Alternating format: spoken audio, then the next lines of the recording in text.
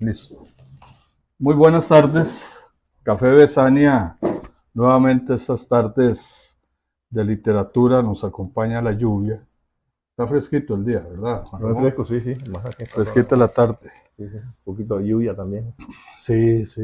Y el fondo ese, fondo de naturaleza que tenés aquí es muy bello. Gracias.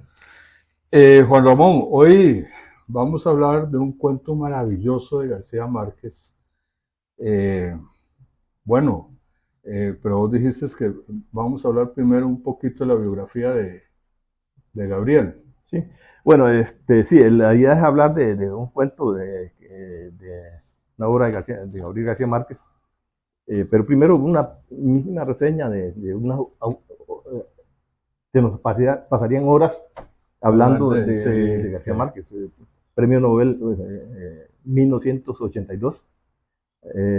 Gabriel García Márquez nació en un pueblo de Colombia, en Aracataca, en 1927 y murió en México en 2014. Su obra cumbre es Cien años de soledad, una Ujú, obra que ha trascendido las fronteras del continente, una ujú. obra universal, donde explota toda su creatividad, su realismo mágico. Luego hay otras obras de García Márquez también maravillosas, no tanto renombre como la que le dio Cien años de soledad, eh, pero también obras de un gran autor, un gran narrador. La primera novela de García Márquez fue Hojarasca, y ahí comenzó el- ese lugar mítico, Macondo. Ahí Ujú. comenzó a mencionarlo, había mencionado unos cuentos anteriores, Que es pero una novela es cortita, una ¿verdad? novela corta, primera novela, muy influenciada por Runner. Ahí comenzó también el nombre, como decía antes, ese El pueblo pueblo, mítico de Macondo. claro. Sí, que he explicado las razones por las cuales Ujú. este, buscó ese nombre. Ahora queremos hablar de un cuento que está incluido en su obra, Ajá, en 12 cuentos peregrinos. Esta ajá. obra se publicó en 1992, Ujú. 10 años después de que publicara, eh, 10 años después de que le diera el Premio Nobel de Literatura en 1982, como decía antes, y 25 años después de 100 años de soledad. Ahora bien, Juan Ramón, vos que sos un estudioso de biografías y de autores, eh, ¿cómo lo sentís con más peso? ¿En la novela o en el cuento? Bueno, yo creo que García Márquez tal vez no se le ha dado todo el reconocimiento que tiene en el cuento. Tiene unos cuentos extraordinarios, ese que vamos Claro. a ver ahora, eso. Pero lo que pasa es que el peso de la novela, que en este tiempo la literatura, la novela ocupa un lugar primordial en la literatura, Claro, y eso se ve, entonces es un poco opaca la creación que tuvo él en en el el cuento cuento. propiamente, sí. Este cuento está incluido, como decía antes, en esa obra, en 12 cuentos peregrinos, que se publicó en Ajá. 1992. Solo vine a hablar por teléfono. Solo vine a hablar por teléfono. Ese libro, voy a referirme rápidamente al libro, Ajá. tiene, como el título dice, 12 cuentos.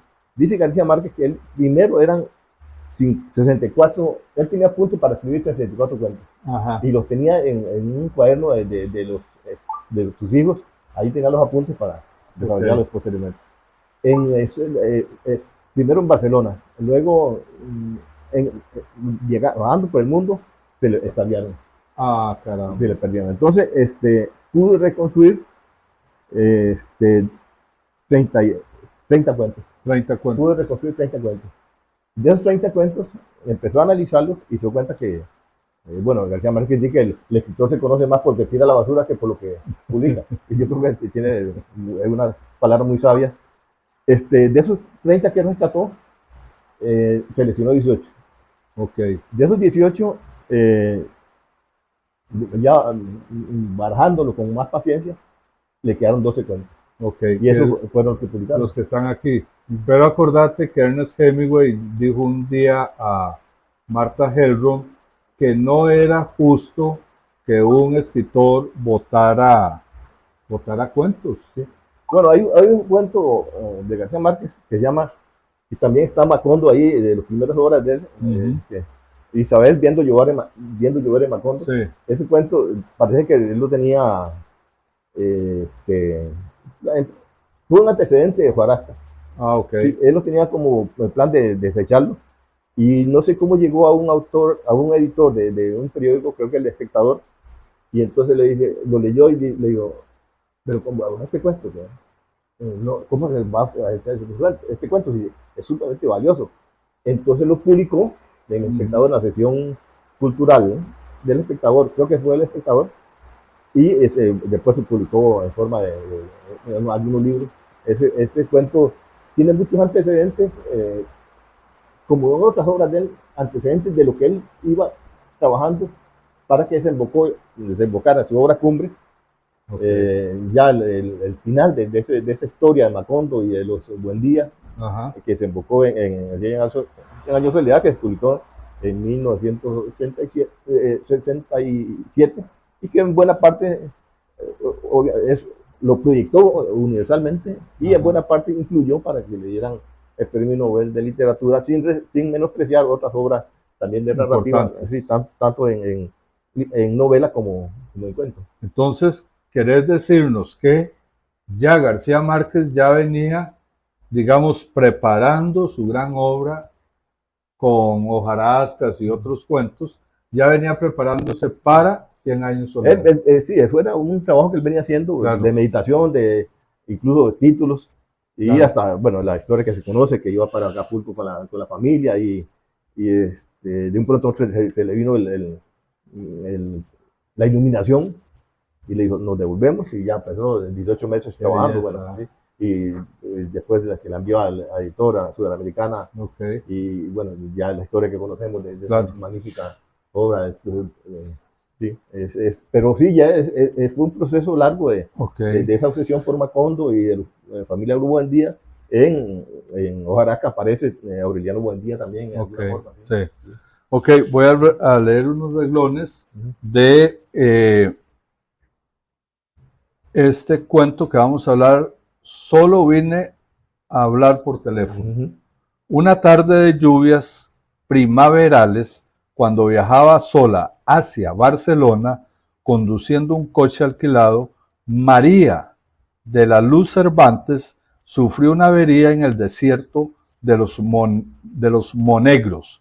Era una mexicana de 27 años, bonita, seria, que años antes había tenido un cierto nombre como artista de variedades. Estaba casada con un prestidigitador de salón, con quien iba a reunirse aquel día después de visitar a unos parientes en Zaragoza. Sí. Bueno, el primer párrafo del cuento es maravilloso. Ahí, esta mujer, Luz María, de la Luz Cervantes. María Luz de la Luz Cervantes, viaja, como dice ese párrafo, de Zaragoza hacia Barcelona a encontrarse con su pareja, con su marido, para en la noche iban a tener unas presentaciones, pero se les compone el vehículo, y empieza a pedir ayuda y nadie la atiende. Hasta que pasa un bus y la recoge. Y ella no se da cuenta, está empapada, ha llovido, está empapada, una señora le presta un paño para que seque, una toalla para que seque, y la llevan a un sanatorio donde tratan personas con problemas mentales. Y ella llega ahí y dice que, exactamente como dice el título, yo solo vine a hablar por teléfono.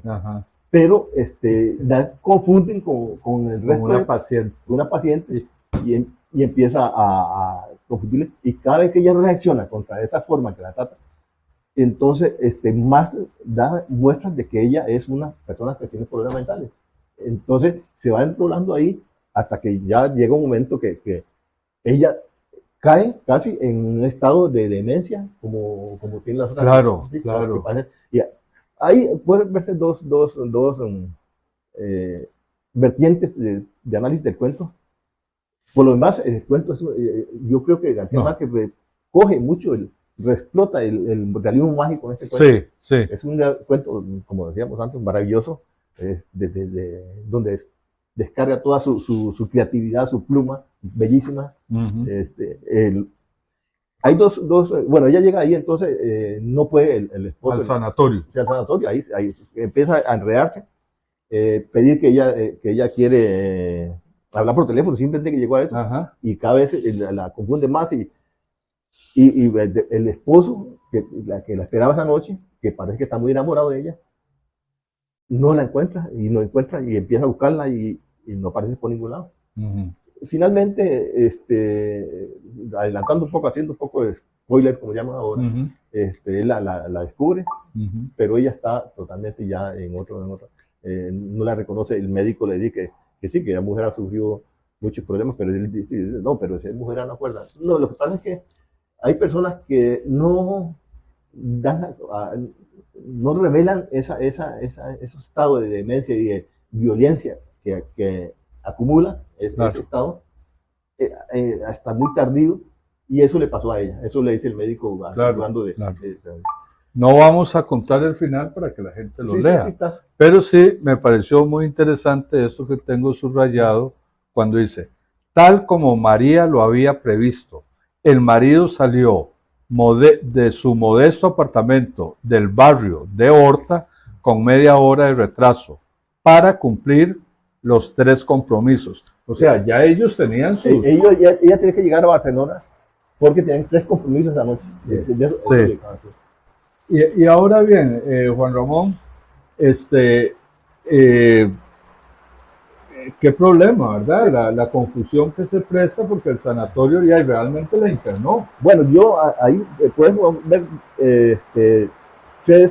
dos vertientes de análisis. Una, el autoritarismo con que tratan esas mujeres ahí. E incluso en una pared está el retrato de Francisco Franco, el dictador español.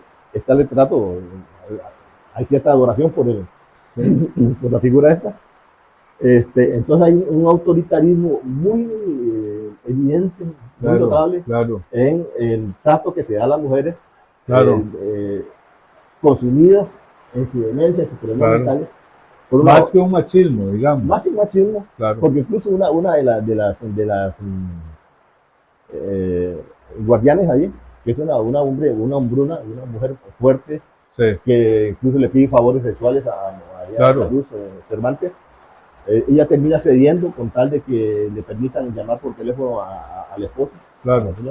Sin éxito, por supuesto. Eso, entonces ahí está esa vertiente, esa posibilidad,